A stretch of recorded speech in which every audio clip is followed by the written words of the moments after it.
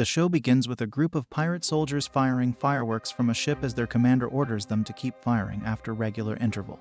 They are awaiting someone when one of the soldiers tells the commander that the arrival might be late due to the calm winds. Meanwhile, on a smaller ship, our protagonist Nike Lemercier, who belongs to a royal family, is on her way to the Sun Kingdom. The oarsman spots the city lights and informs Nike about their arrival, who seems very enthusiastic about her visit to a new country. Before she gets off, she asks his accomplices to head back as their country might need the ship, but the oarsman protests as he has important business in the harbor, which is basically drinking rum and beer. As the ship docks, Nike jumps off the boat and says her goodbyes to her crew, stating that it is not their last meeting so they should stop crying. As the crew leaves with the ship, Nike takes her briefcase and prepares for her endeavors in the Sun Kingdom. She walks through a hustling market where two locals are chattering about an event that will start early in the morning and is delighted to see so many people at once. She stops by a fruit stall and gets astonished to see a variety of fruits that she has never seen before. The shopkeeper offers her one in a lot for 4 sun coins, and after calculating, she argues that it is too expensive.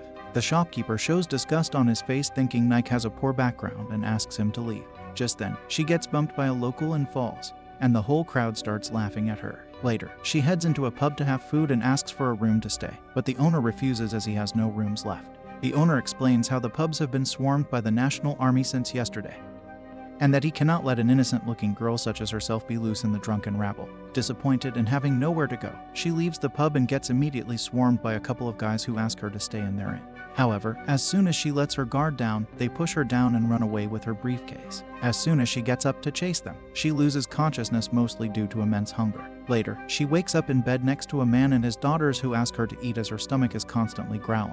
After eating, she introduces herself as the princess and 4th daughter of Rain Dukedom, a place far east from the Sun Kingdom. She further says that she is here to get married to the Sun King, but the two believe she is joking and laugh at her. In a flashback, the ruler of Rain, Tedder Lemercier, reveals that the Sun King has ordered them to keep their principality autonomous, and the first daughter Mila thinks it is only because he is too lazy to conquer their kingdom. The second daughter Nia jokes about how they have only rain and peace, leaving their kingdom useless to conquer, and the third daughter Kara says that being poor has its own perks. However, the mood quickly shifts when Tedder reveals that Sun King has asked one of the daughters for marriage in exchange for autonomy. The sisters play rock, paper, scissors to determine who will marry the king and ultimately decide on Nike, who is not so enthusiastic about it. At present, 2 mysterious characters in a pub claim that Nike will be arriving at the shore tomorrow evening, not knowing that she is already in the county. They are assigned to escort her to the castle, but they secretly plan to overthrow the kingdom by kidnapping her during the escort. Meanwhile, in the same pub, the guys who stole from Nike are enjoying their drinks when one of them claims about low-value currency Nike had in her bag. They wonder what they should do with the cloth that they found in her bag when one officer approaches them and asks them what they are on about. Meanwhile, the next day, Nike borrows a dress from Mina and Lisa, and the 3 decide to head to the palace as it is a 3-day ride from their place. However, they are unable to get a caravan, so Nike decides to stay with Lisa until they do. Lisa tells her how the Sun King kicked out all the corrupt people from the government and stabilized the economy, and he is the reason why they are able to run their business without any trouble. She also mentions her mother, who passed away 4 years ago in a battle, and ever since, her father has worked day and night for them. Sometime later, the thieves from last night arrive at Nike's inn and kidnap Mina, mistaking her for Nike. It is evident that the soldier who met them last night ordered her kidnapping, but they have no idea they have the wrong person. However, they quickly learn that she is not Nike and decide to harass her for wasting their time. But before they could lay hands on her, Nike arrives with a grim look on her face and recites something, which not only breaks the kidnapper's knife but also sends him flying with a gust of wind. She arrives back at the inn with her stolen luggage alongside Mina and decides to leave for the palace, promising to visit again once she is in town. However, when she arrives at the palace, she gets restrained by the guards who think she is a local until she shows an official letter from the Rain Kingdom. Afterward, she is presented to the Sun King, who is a young boy named Livius I. Nike is surprised as she expected him to be an adult, and Livius immediately states how he called upon one of the daughters to make it rain with their abilities since the weather here is always dry. Nike is upset and starts scolding Livius as her whole life was disturbed just so he could feel the rain, and the guards step in to restrain her once again. Nike is put behind bars and made fun of for scolding the king, who gives her a choice: be his plaything or starve to death in this prison. Later, Livius discusses this with the elders, who state that it will cause a ruckus if Nike dies of starvation, but the king is certain that she will come around and become her plaything. Meanwhile, Nike is locked and hungry behind bars and recalls how Livius's eyes were not of a child despite his physical appearance. She then recites some spells and uses the wind to cut down the metal bars on the window, thus creating an escape route for herself. On the other hand, as the royal secretary Neil leaves Livius with food, Nike sneaks up behind him through the window and decides to teach him a lesson. However, she is unable to use her powers due to the immense hunger that she feels. Livius asks him to cause rain already, and she tells her how it is not child's play and requires a lot of preparation, effort, and time. Even though Livius says he will prepare everything for her, Nike requires feelings and experiences to use her magic. The feelings of the person seeking the rain must conform to the one making it, and Nike will also need to experience the beauty of the world around her if she is to make it rain. Just then, Neil arrives with the news of Nike's escape but is surprised to find her munching on Livius's dinner. In a flashback, Livius asks his mother Sheila about rain, and she reveals that the rain is drops of water falling from the sky. Even though she wants to see rain, their kingdom is too dry for it, but she claims she is happy as long as she has Livius. Meanwhile, Nike wakes up in her room and learns that she was dreaming about Shield and Livius. As she approaches the window in her room, wondering why she was dreaming about someone else, the maids enter her room claiming that they will take care of all her needs from here on out. They introduce themselves as Ranra, Sonia, and Mikia, but Nike is not so fond of it as she isn't used to having maids doing her chores. Later, as Livius awaits a rather extravagant breakfast for Nike, she arrives dressed in pink and scolds her for going overboard with her. Just then, she gets distracted by a purple-colored flower named Cape of Sharon, which only blooms in this color in the Sun Kingdom. However, her mood quickly shifts when Livius says they are just ordinary flowers, and she says that he owns the world, yet he never looked at it.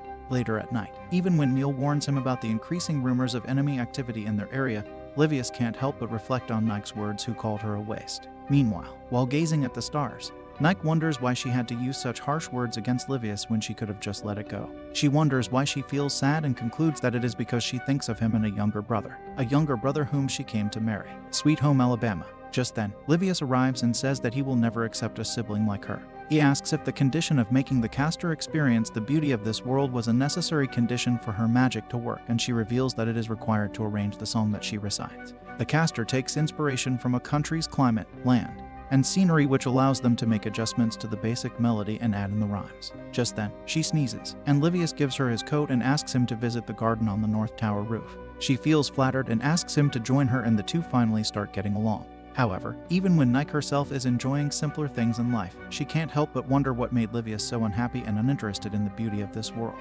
Just then, Nike notices an arrow being shot at the king and steps in to take fire. At night, it is revealed that her life is no longer in danger, but she has a high fever, and this attack was most likely caused by an enemy faction. Livius asks Neil not to be sad, as this incident has refreshed his will to conquer the world since it only exists to hurt people. Meanwhile, Nike once again wakes up from her dreams about Sheila and Livius. In the morning, the maids pester her and care for safety when she asks where Livius is. They reveal that martial law was declared in the capital due to the assassination attempt, and Livius is using this opportunity to crush the rebellious forces. A number of retainers have already been put on trial by the king himself, which shocks Nike as she declares to put an end to this cruelty. However, Neil arrives just then and informs her that she is to be sent back to her home kingdom on the orders of the king. Meanwhile, the rebellious general is being exiled from the country, but his subordinates ask him not to worry as they have already planned to overthrow Livius. On the other hand, Nike is frustrated about her departure and how rude Livius is when Neil gives her a little backstory. He explains how Sheila and Livius were born in a lower-class family and had no one else to rely on but each other. However, after Sheila got assassinated 3 years ago, Livius found it very difficult to fill the void in his heart. Even the act of conquering the world was a mere distraction from the pain of losing his mother, and this explains his mature eyes despite being a kid.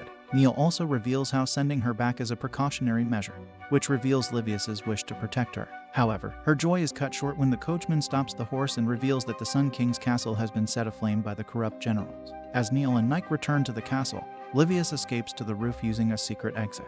Just then, the crowd hears a song coming from afar. It happens to be none other than Nike performing her rain ritual. She sings the song and causes the rain, which not only puts off the fire in the castle but also leaves a beautiful rainbow atop the Sun Kingdom. Sometime later, the maids are cleaning the castle while Livius watches from the outside. Just then, Nike arrives with Neil and complains about how she was being sent out. Livius asks her to leave if she wants to, but she claims that he still hasn't shown her the beauty of this world. Livius argues that she already made it rain and then states that it was underwhelming as it soaked his clothes and tasted funny just to annoy her. However, he claims he liked the bridge of light that appeared after the rain, which amuses her. He says Nike was desperate to show her skills, to which she takes offense and is about to leave.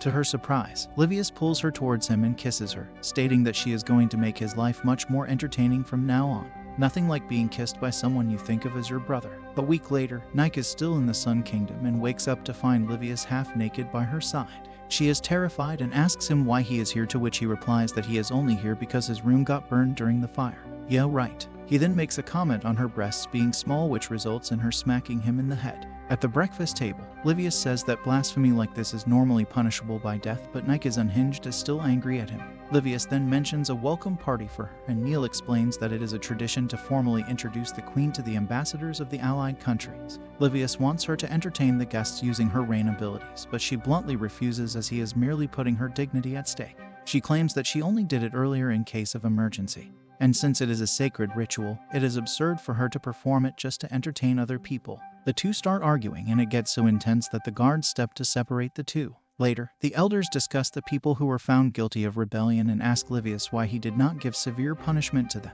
Livius says that doing so will only put more targets on his back, and the elders suspect that this thought has been planted onto the king by Princess Nike.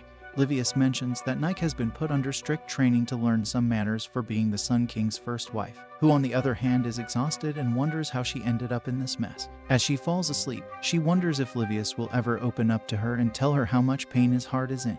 As she dozes off, we see Livius opening up her bedroom door and walking inside her room. The next morning, the maids tell her that Livius has already left for work and explain her busy schedule, claiming that the young king never gets a moment of relief. Meanwhile, in the North Tower garden, Neil states to Nike how Livius always overworks himself without caring much for his health, which worries him sometimes. However, Livius always tells him that the more work he does, the less he has to think about unnecessary things. Just then, they get interrupted by Duke Ferrara, the Minister of State, who introduces her to the ambassador of the Ocean Kingdom. He, with a smirk on his face, mocks her for being Livius's plaything. While he continues to insult her, Livius arrives just in time and claims that she is much better than the rest of them, who have nothing better to do than spew the most predictable of flattery. He then warns them to run their mouth wisely as they are speaking to the wife of the Sun King. Later, while he rests in her lap, Livius tells Nike how the bright sun bothers him a lot. He politely asks him to make it rain, prompting her to ask if he now enjoys it. He tells her he barely knows anything about himself, but the rain washes away his malice, if only for a while. But it also makes him remember things he does not want to remember. Nike suggests he leaves the kingdom matters to the seniors for a while, but Livius's mood immediately changes, and he tells her not to meddle in country affairs. Later, Nike recalls the teachings of her grandmother, who taught her the art of making it rain. Her thought gets interrupted by the maids, whom she thanks for putting flowers into her vase. However, the maids tell her that the king himself handpicks these flowers every day for her, and that he had asked them to keep it a secret for Nike. At night, Nike visits his room to see him dozed off, only to get startled by Neil, who says Livius did not join her because of how she acted in the afternoon. He shows him a sleeping medicine that Livius had been taking ever since his mother died. But now he has suddenly stopped because he is able to relax around her. Having someone to protect has put his mind at peace, and Nike finally understands how he feels. She declares that she will protect him too.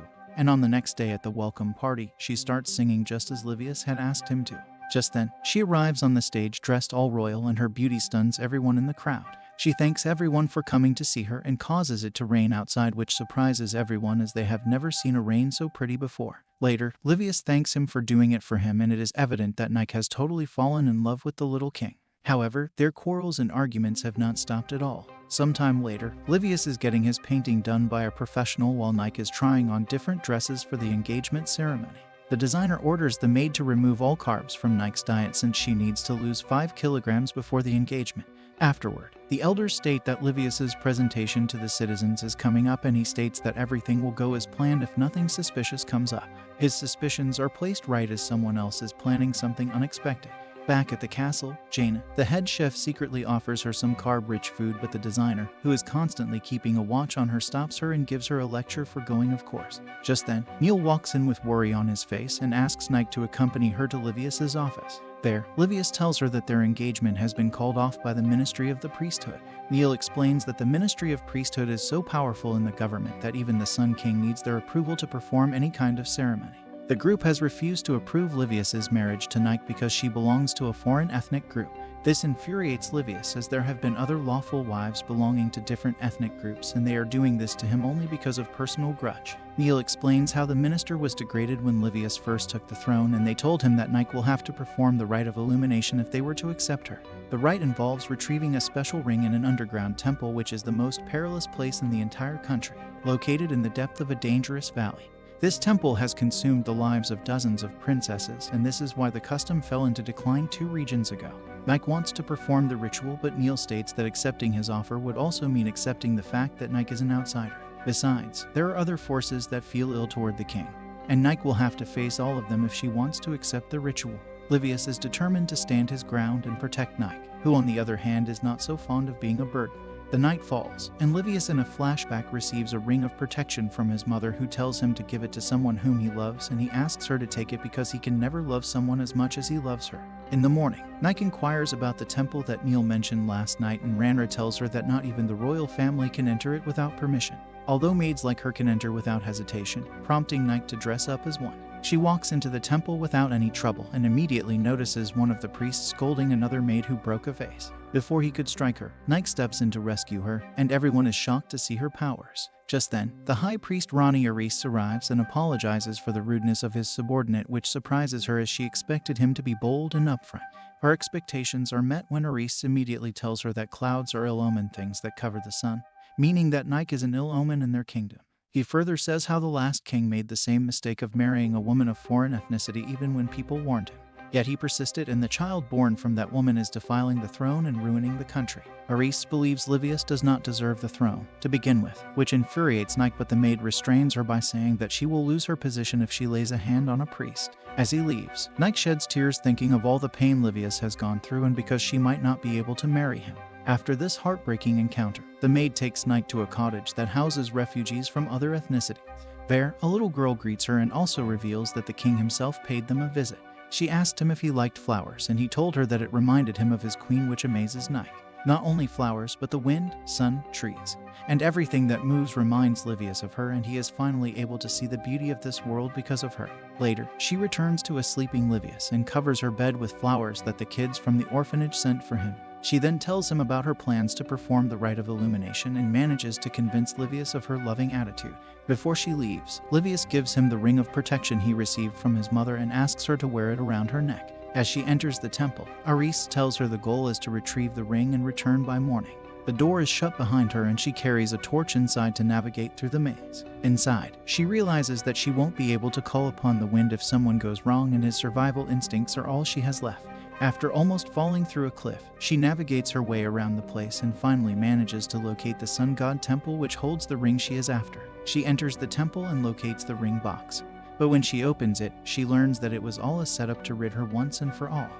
She cannot fight the swordsman without using her wind, so she blows out the torch and makes a run for it in the dark. However, she gets restrained by someone who is not part of the swordsmen who are after her. The abductor happens to be none other than Livius, who smelled something fishy and used the secret royal entrance to enter the maze. Nike states that he never really trusted her with the trail, and that is why he came to rescue her. But in fact, he is well aware of men and their schemes, and he just wanted to lend a helping hand to her. It is evident that this ritual has no real purpose and is only used to assassinate the princesses that the priests do not like. Just then, Nike notices their feet submerged in water and uses her ability to cover the whole maze with fog. The two use the fog as a smoke screen and make their way out of the temple. But before they can take a breather, Nike gets attacked by one of the assassins.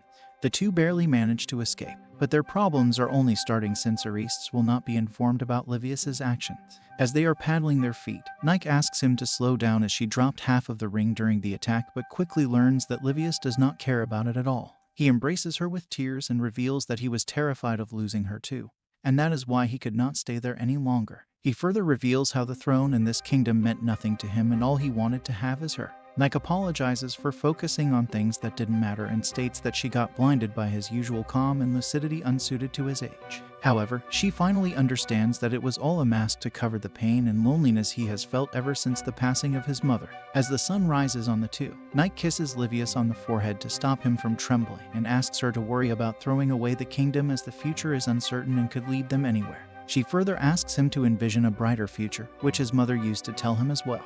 He gets up with a renowned vision for his kingdom, but their problems don't end there as they still have to attend the ceremony.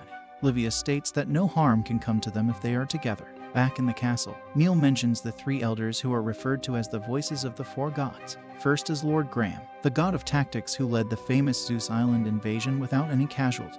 Next is Lord Allen, the god of weapons, whose blasting powder formula is still unreplicable to this day. And lastly, Lord Vincent is a man who has connections all over the world, and all factions, whether it be good or evil, show respect to him. Together with the king, these three men make up the voices of four gods, and the decision they make must be accepted by every man in this kingdom.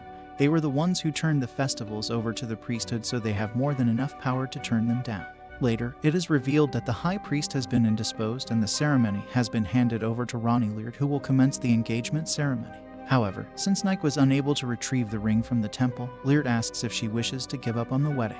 Nike refuses to give up, and Livius says that a rusty old ring from a temple underground is unworthy of the man who has conquered the world. Instead, he wants Livius to put a ring around the sun and asks the people if they want to see it. Everyone is eagerly waiting for the princess to show her powers until she starts singing and uses her powers to begin the process. In a flashback, Nike learns that Livius had read about this phenomenon in an old document, and Nike refers to the ring as a halo, which often occurs when the rain is about to fall. It is also referred to as the white rainbow, yet Nike is unsure if she can make one or not. Besides, there is no guarantee that people will be convinced, but Livius reveals that his whole purpose is to shake them up. When Nike creates a halo around the sun, the whole crowd, including Aristes and Leard, are stunned, but the swordsman who attacked Nike starts yelling out how this is all a scam and the king aided Nike in the temple. Aristes runs it to shut his mouth, but it is already too late as people have taken notice of his words. Livius uses this opportunity to reveal that he indeed entered the temple and broke the law just so he could stop the assassination of Nike being caught red-handed. Aristes acknowledges the claims and reveals that he planned this on his own and the ministry of the priesthood had nothing to do with this scheme. He claims that the king brought disgrace to the sun god by putting restrictions on the priests.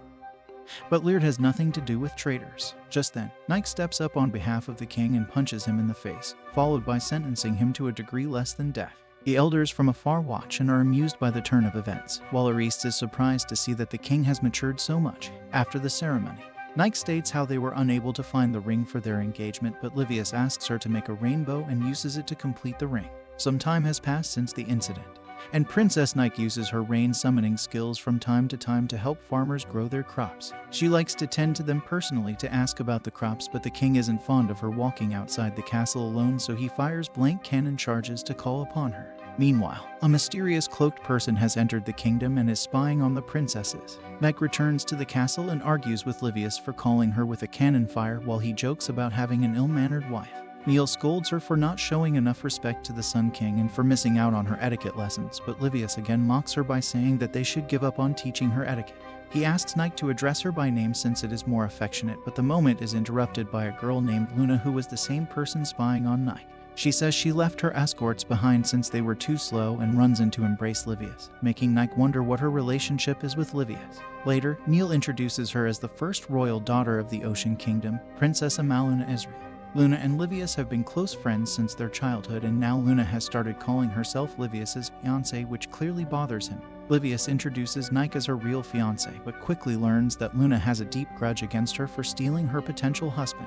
Luna is upset and states that she will not leave this palace until she sends Nike back with tears. Luna spends the next few days trying to demean Nike, who is unable to match her skills in etiquettes, ancient reading, and playing instruments. Livius does not want to meddle in women's matters, but worries for Luna since he hasn't heard from her in a while. He recalls how she used to bake him cookies when he was alone in the castle and states that it made him happy back then.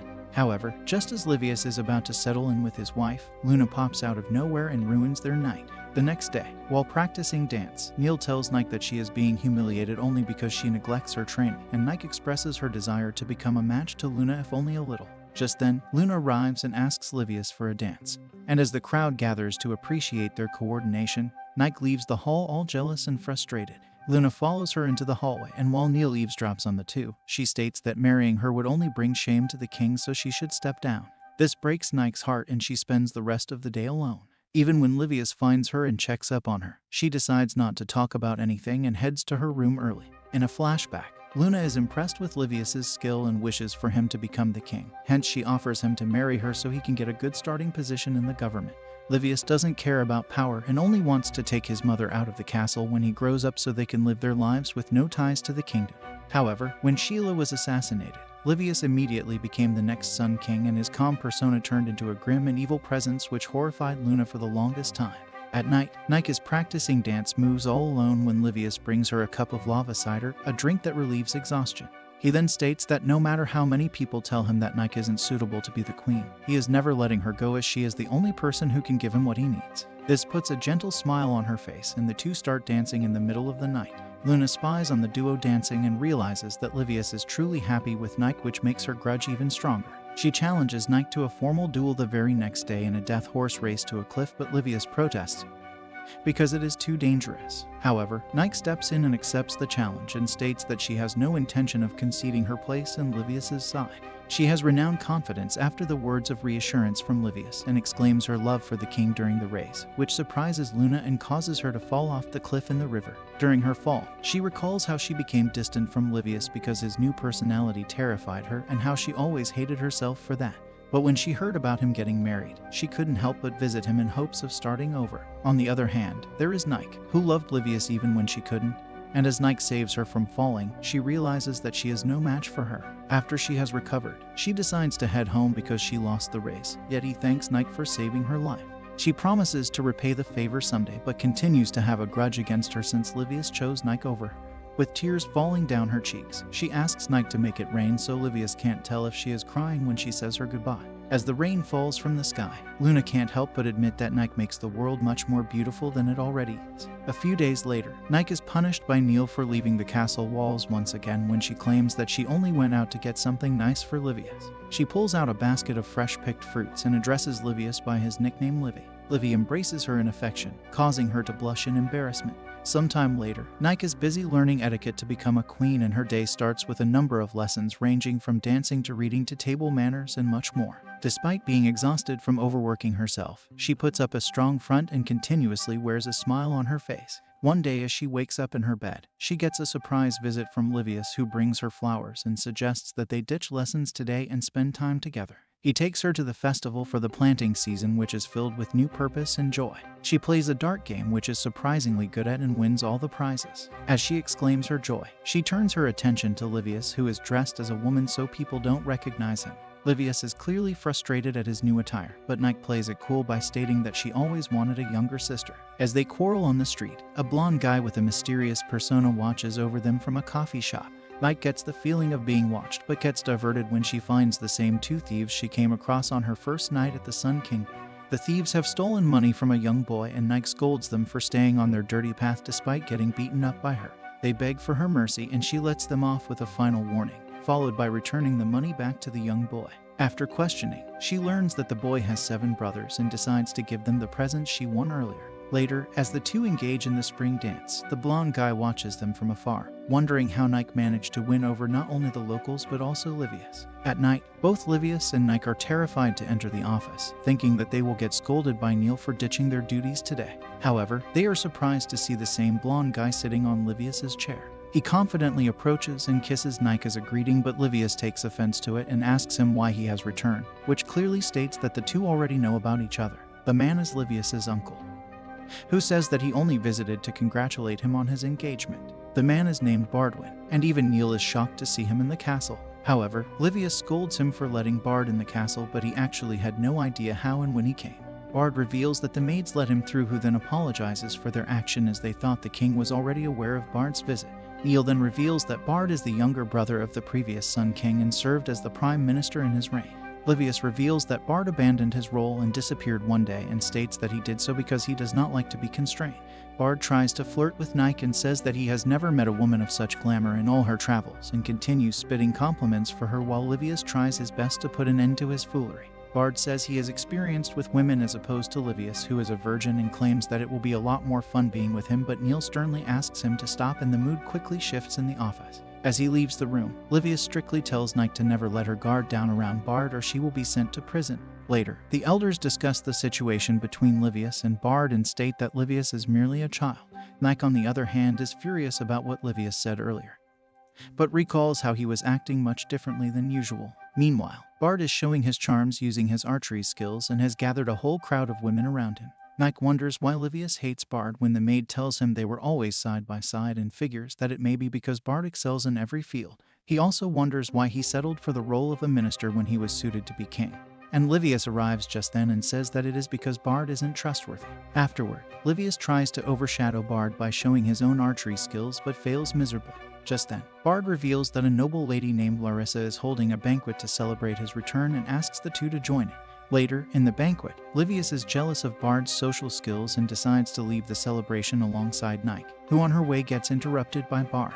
He asks her to help him lose the ladies that are after him and picks up Nike in her arms, claiming that she is feeling dizzy and needs to be taken somewhere cooler. Meanwhile, Livius is waiting for her to join him and decides to check up on her inside the hall, only to learn that Bard has picked her up and has run off. Meanwhile, Bard carries her to a room despite her attempts to free herself and asks her to put Livius at the side as he can please her far better than him. He then states that he has fallen in love with her, but Nike immediately calls her bluff and asks him why he is doing all of this. She then learns that it was all an act by Bard to figure out if she is really worthy of marrying the king, and all this time he was just looking out for Levi. However, the moment is ruined when Livius storms into the room with guards and finds the two in bed. He accuses the two of adultery and asks the guards to put Bard in prison. With a grim look on his face, he orders that Nike must be locked inside her room at all times and threatens to burn her homeland if she does not abide. Sometime later, Livius visits Nike's room and the two start fighting until he apologizes for being too hard on her. However, the arguing doesn't stop even after that because Livius thinks something happened between her and Bard.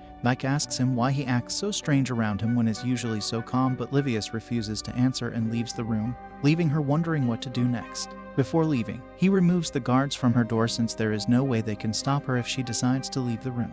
Neil then informs him that the elders have summoned him in an emergency, making him wonder what they are planning. Meanwhile, inside the prison cell, Bard recalls his conversation with Sheila. She was the only one who saw Bard's true nature and figured that all the glamorous act was only so he could hide the pain inside his heart. She points to the moon and says he is just like it, and due to her considerate nature, he fell in love with her and even expressed his feelings. While he's busy in his thoughts, Nike sneaks up to his cell and opens up a way for him to escape. On their way out, Nike is amazed by the beauty of the full moon, which takes Bard back to the time when he expressed his love for Sheila. He refuses to look at it and says that it brings out a painful memory, so Nike uses her powers to cover it with the clouds. Nike then confirms if he came here because he cared about his nephew, which prompts him to tell his side of the story. He reveals that both Livius and he wanted to protect the same person. But after Sheila got assassinated, they could not forgive themselves. However, after they conquered the world, it was Bard who could not face Livius due to his failures and ran away to suppress his pain. However, hearing about his marriage piqued his curiosity and he decided to pay a visit to see the woman first. He had his doubts about Nike, which were washed away because of her kind and generous character. And Bard asks him to always have his nephews back because he needs someone like her in his life.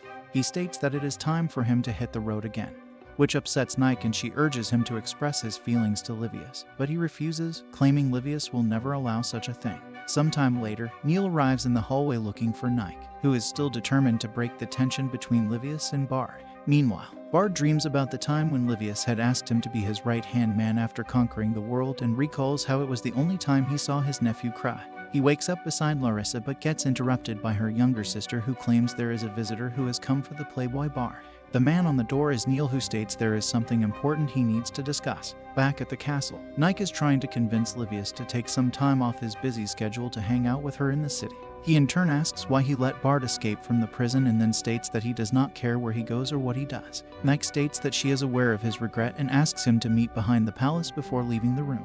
As he walks into the pavilion looking for Nike, he sees that Bard has been led there by Neil and tries to march out because he has no intention of talking to him. However, Nike causes it to rain so the two get to spend some time together and fix their issues. Inside, Bard figures it was all Nike's plan to get them to talk and decides to have a conversation with Livius. Bard reveals that after Sheila's death, all he wanted to do was protect Livius, and to do so, he gave him the throne and removed all their enemies until eventually, they conquered the whole world. However, even after doing so, he couldn't feel at peace because Livius had become a child full of hatred who became blind to the beauty of this world. He could not face what his actions did to Livius and decided to run away. But that wasn't the only reason. Bard wanted to see if the world Sheila lived in was not merely full of sorrow and desired to heal himself from all the pain during his travel. However, Livius is still upset because Bard left him all alone and wants to leave the pavilion. The two have been talking for nearly an hour and are surprised that Nike is still making it rain heavily, only so they get to forgive each other and get along. They run outside to check up on her and find her dried up and exhausted from using so much of her power. Nike, even when struggling to speak, asks Livius if he spoke about his feelings with Bard, which makes him realize that Bard is too precious to lose. He then reinstates him as the Prime Minister of the Sun Kingdom and requests him to stay and work with him. Bard takes a bow to his king and promises to build the world he desires, and seeing the matter resolved, Nike falls unconscious from exhaustion. Sometime later, she wakes up in her bedroom with Livius by his side, who has fallen asleep next to her. Bard arrives just then and tells her that Livius has been by her side all this time. Once again, just to annoy Livius, Bard starts flirting with Nike, who immediately wakes up and the two start fighting again. A few days pass, and a trade conference is held in the kingdom which all the prime ministers and ambassadors have joined. However, the meeting list is so large that everyone is exhausted at this point. Livius suggests to Nike that they should take a trip after they're finished and mentions a health resort in the south that fills them with renowned enthusiasm. A little later, Neil strictly tells Nike to call the rain in the opening ceremony of the conference and orders her to get it right as a lot is at stake. As she is contemplating, she receives a letter from his home kingdom which shocks her. When the maids ask her what the letter says, she lies about it and states that his family was only checking up on her. Afterward, she surprises the whole conference with her rain summoning, but Livius judgmentally claims that her tone was off and the rain was not as good as it is normally.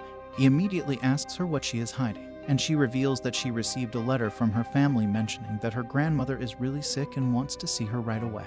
Livius asks Neil to cancel all of her appointments and asks him to arrange her travel luggage. Neil says he will get it done in 3 days, and Nike is flattered that he is letting her go. However, everyone gets shocked when Livius states that he will join her to visit her grandmother. Neil and Bard oppose the idea as he has a lot of things to attend to, but Livius claims it will be alright since he has instated a responsible prime minister. On their way, Neil states that they will arrive sooner than expected while Nike recalls the teachings of her granny. She used to imitate her sister's singing, but the granny taught her to find her own voice and take pride in what she does. At night, Livius asks her why she didn't mention the letter when it arrived, and she states that she didn't want to create a fuss over it since his hands were already filled with the conference. He says that she doesn't have to bear everything on her own and that her husband is there so she can share her pain. She then asks how he noticed that the rain was different, and he says that their feelings did not align in the conference, and they must if the rain is to reach a person's heart. After he expresses his love for Nike, she embraces him and thanks him for being so kind to her. Later, when they arrive at the Principality of Rain, Neil asks Livius to be on guard since this country contains many unknowns. Just then, Kara greets his sister and the company, and her blunt attitude surprises both Livius and Neil. She then asks about the granny and quickly learns that it was merely her back that gave out from her country tour and that she is now alright, especially after seeing her granddaughter. She then introduces herself as Tohara and claims that she wanted to meet the Sun King in person. Just then, Mila and Nir arrive eagerly to meet the Sun King and mistake Neil for him. However, when Nike introduces them to the real Sun King, they start treating him as a child and take him with them to dress him up. Tohara asks Nike to show Neil around the place, and as soon as she leaves, her cousin Kidora, who was hiding on purpose, comes out of concealment. He claims to be shocked at the Sun King's age, but Tohara states that there is no childlike innocence in Livius. In a shocking turn of events, Kidora states that Livius will not return home with Nike as he is going to claim her instead. I sense a one-sided love story here. Meanwhile, after getting tortured by Nike's sisters, both Neil and Livius claim to have terrible headaches, which is mainly due to the lower air pressure. Livius orders Neil to send the retainers back to the ship and asks them to wait in the open sea for a while. As he rests in his room, Kara approaches Nike and reveals that they have planned a banquet for the king. She reveals that it might be difficult since he is sick, and Kara leaves by saying that she will order to cancel the party. After resting, Livius wakes up at night feeling much better and walks to his balcony, only to be astonished at the clear sky decorated with millions of stars. Just then, Nike arrives with rice porridge and reveals that his family is singing songs to remove clouds so he can see the true beauty of the sky. He tries the dish and enjoys the taste, which makes Nike happy as there is at least one thing he likes about his country. He says that he feels gratitude towards this place since it gave him a partner that he loves so dearly, which prompts her to embrace her as her cousin Kittery watches from afar in jealousy. The next day, everyone is busy preparing the banquet for the king, and all Nike can think about is last night when she kissed Livius. She decides to enter his room to address it but finds him fully naked and feels even more embarrassed. He says he went out on a walk but got soaked in the rain, and Nike hesitantly suggests that they go on a walk together with a proper rain umbrella. Outside, Nike explains the working of an umbrella. It's really complicated rocket science, so I won't explain. Nike is still embarrassed about the kiss and is unable to continue the conversation, so Livius holds her hand and the two continue walking in the rain.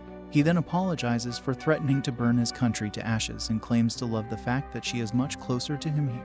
Back in the Sun Kingdom, she seems so free that sometimes he thinks Nike would fly away, which is heartbreaking for him. However, in this rain, she feels so approachable, and it is like there is no one but them in the whole world.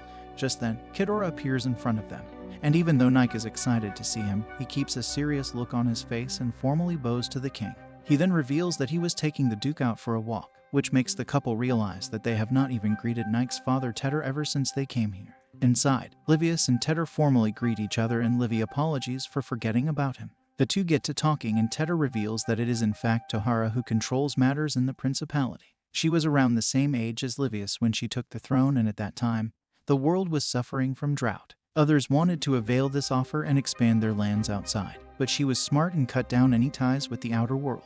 This is how she managed to protect their homeland and prevent its powers from getting mixed up in ugly wars. Tohara is firm and righteous in her actions, but Tedder in her absence did something she did not approve of, which is to send Nike off to get married to the Sun King.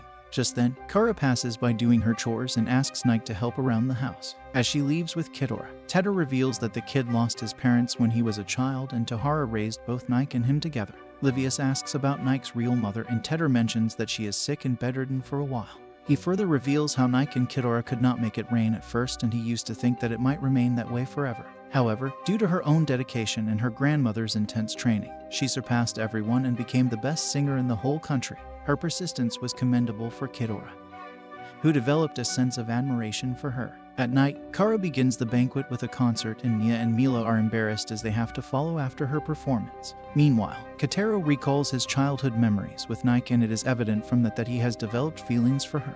He calls her somewhere private in the house and sternly asks her if she is okay with getting married off to a stranger like this. He asks if she loves the king since she feels like a plaything, to which she replies that at first she was one but slowly she and Livia started bonding.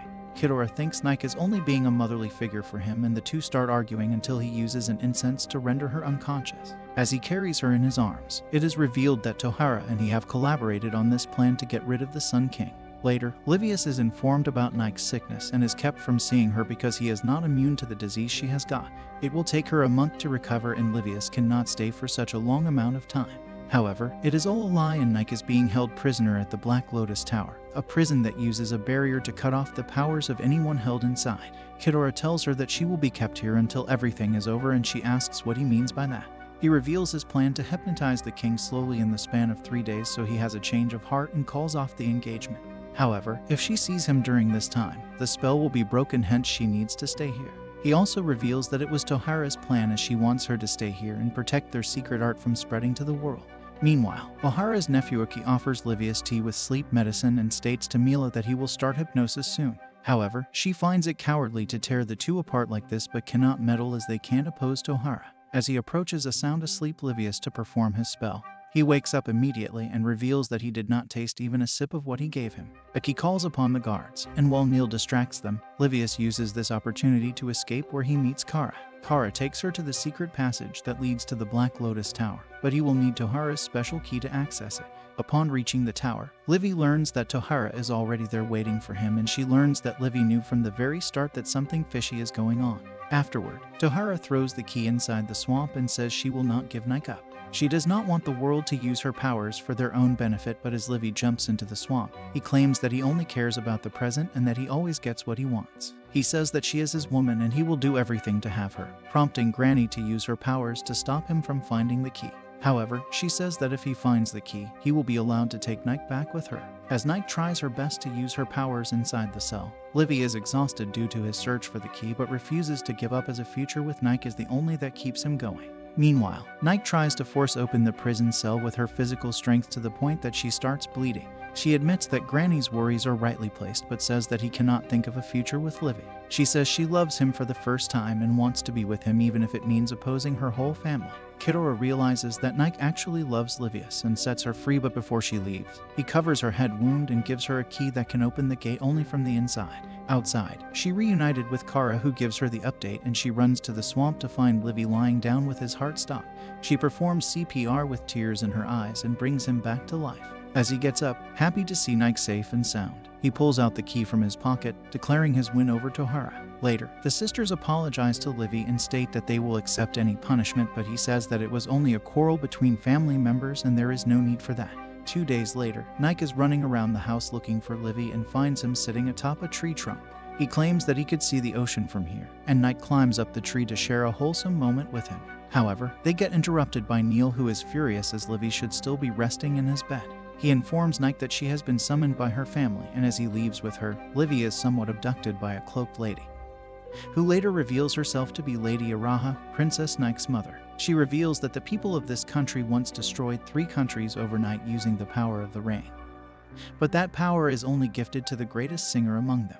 Nike happens to be the bearer of this power, and holding her in the Sun Kingdom can cause disasters if it gets out of control. She suggests that Nike stays here in the Principality of Rain, but Livy sternly refuses and reasons that this country is weak and is incapable of protecting her, whereas the Sun Kingdom rules over the world where her protection is guaranteed. Araha agrees and shows him a dress she made by hand for him, revealing that they are going to arrange a humbled wedding ceremony for their daughter. Meanwhile, Nike is being dressed up as well, and Livy is at a loss for words when he sees her in the wedding dress. Lady Araha is delighted to see her daughter so delighted and leaves the two to spend some time with each other. As she leaves, Nike reveals that Araha suffered severe damage to her body after she was born, rendering her unable to call the rain.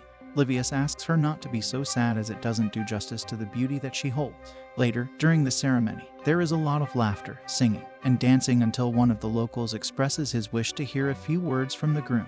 After some laughs, Livius states that he never felt like family with anyone except his mother Sheila, but Nike gave her a new perspective in life and he will protect her and keep her happy. He kisses her in front of the crowd and embarrasses her, and sometime later, Nike finds out that Tohara and Kidora have not attended their wedding. After the ceremony, Livy finds Kidora and makes him realize that it is cowardly of him to love someone for nearly 10 years and never express it even when given the chance. This infuriates Kidora, who threatens to push Livy off the cliff, but seeing no fear in his eyes, he steps back and says that he will come and kill him if he ever makes her cry. He then reveals how, despite spending his entire childhood with Nike, he could never reach her as her interests lay somewhere else. And in a shocking turn of events, Livy reveals that he feels the same way about her. Just then, Nike arrives looking for Livius, who leaves immediately and hints Kidora to speak his heart out to her. The day of their departure arrives, and Nike visits her grandmother to say goodbye. However, she refuses to see her and Nike returns with a grim look on her face. On her way, she stumbles upon Livy, who convinces her to go back in there and say everything she wants to, since the granny is only avoiding the pain by refusing to see her. As the two run to her dorm, Tohara recalls how troublesome Nike was as a child, but her thoughts are interrupted when she finds Livy and Nike sneaking into her dorm. She runs inside, locking the door behind her back, and Nike decides to say her parting words there and then. She recalls how Gran told her to find her truth and says that she is going to leave on her will, unlike the first time. She further reveals how she has grown to love singing even more ever since she met Livy, and he is the one who brings out the best in her. Livy is Nike's truth and she wants to spend a lifetime with him.